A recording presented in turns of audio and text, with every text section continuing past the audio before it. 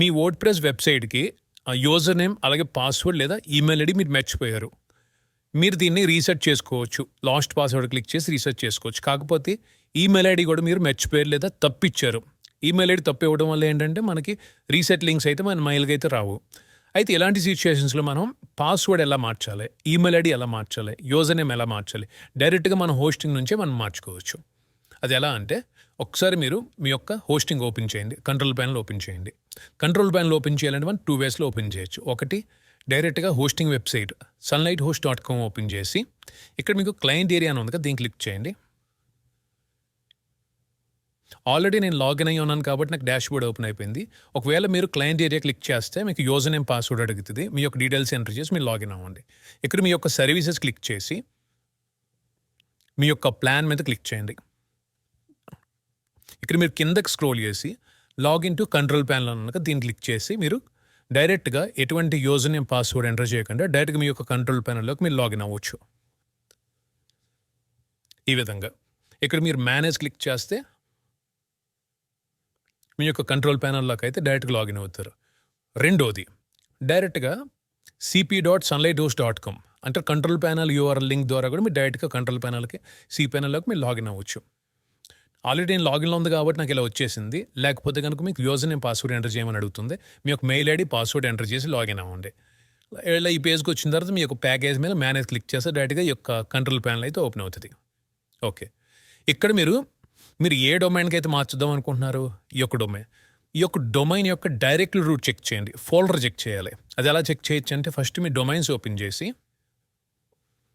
ఇక్కడ కిందకి స్క్రోల్ చేసి మీ యొక్క డొమైన్కి డాక్యుమెంట్ రూట్ ఏమి ఇచ్చాడు, ఉంది, పబ్లిక్ HTML ఉంది. ఇప్పుడు మీరు మీ యొక్క ఫైల్ మేనేజర్ ఓపెన్ చేయండి. ఓపెన్ చేసిన తర్వాత ఇక్కడ పబ్లిక్ HTML ఓపెన్ చేయండి. ఇక్కడ WP కాన్ఫిగ్ అనే ఫైల్ ఉంటుంది. ఒకవేళ మీకు ఇది లిస్ట్లో కాకుండా గ్రిడ్లో ఉంటే కనుక మీకు సరిగ్గా కనబడకపోతే పేర్లు ఇలా ఉంటుంది మీకు.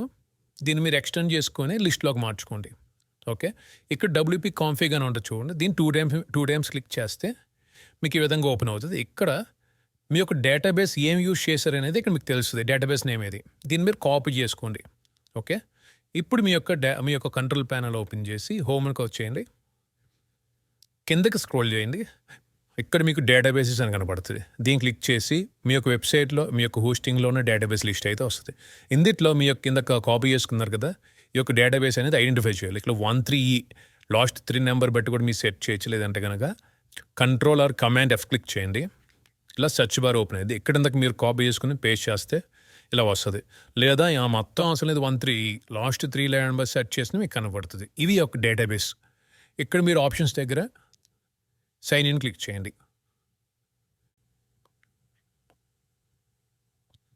ఇది డేటాబేస్ కదా, దీన్ని క్లిక్ చేయండి. క్లిక్ చేసిన తర్వాత ఇక్కడ యూజర్స్ అని ఉంటుంది, దీన్ని క్లిక్ చేయండి.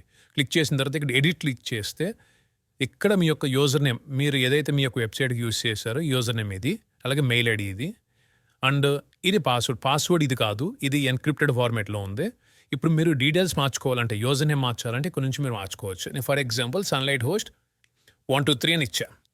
అదే పాస్వర్డ్ మీరు మార్చాలంటే ఇక్కడ MD5 సెలెక్ట్ చేసుకోవాలి. ఎన్క్రిప్షన్ టైప్ అనేది సెలెక్ట్ చేసుకోవాలి. MD5 ఇక్కడ పాస్వర్డ్ మీకు ఏది కాదో అది పెట్టుకోండి.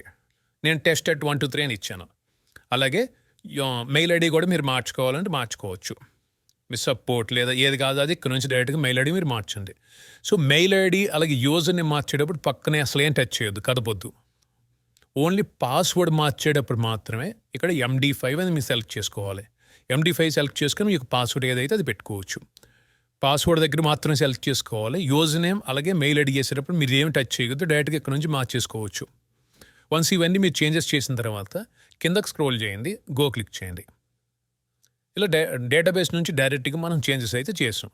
ఇప్పుడు మీరు మీ యొక్క వెబ్సైట్లో మీరు మార్చిన డీటెయిల్స్ ఎంటర్ చేయండి. ఇక నేను యూజర్ నేమ్ ఏమి ఇచ్చా, 123 అని ఇచ్చా. పాస్వర్డ్ ఏమి ఇచ్చా, test@123. లాగిన్ క్లిక్ చేయండి. ఇలా మీ యొక్క డేటాబేస్ ద్వారా మీ యొక్క వెబ్సైట్ యూజర్ నేమ్, పాస్వర్డ్, ఇక్కడ మీరు ఒకసారి యూజర్స్లోకి వస్తే మీరు మార్చింది చూడండి. యూజర్ నేమ్ మారింది కదా, పాస్వర్డ్ కూడా మీరు మారింది. ఈమెయిల్ ఐడి కూడా మీకు కావాలంటే అక్కడ నుంచి డైరెక్ట్గా మార్చుకోవచ్చు. సో ఈ విధంగా మీరు డైరెక్ట్గా మీ యొక్క డేటాబేస్ నుంచి word press user name, password, mail ID మీరు మార్చుకోవచ్చు.